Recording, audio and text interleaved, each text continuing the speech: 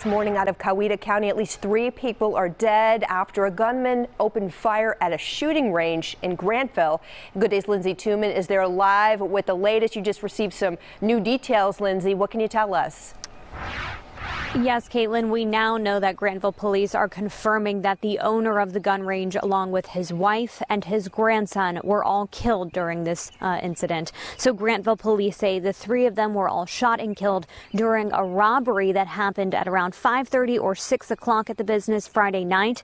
Officers were called there shortly after 8 o'clock.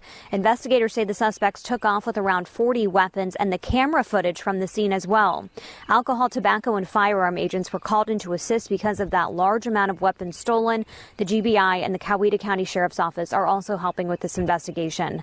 One woman tells Fox 5 she passed by that shooting range earlier in the evening and she was shocked to learn what happened so close to her home. This is a small town. I've lived here for 7 years. Very surprising and very saddening. And I just hope that their families can get closure. And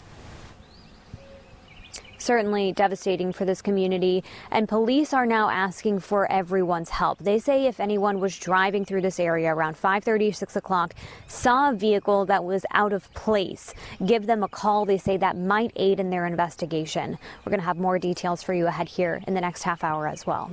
Reporting live in Coweta County, I'm Lindsay Tuman for Good Day Atlanta. Very upsetting. All right, thanks, Lindsay.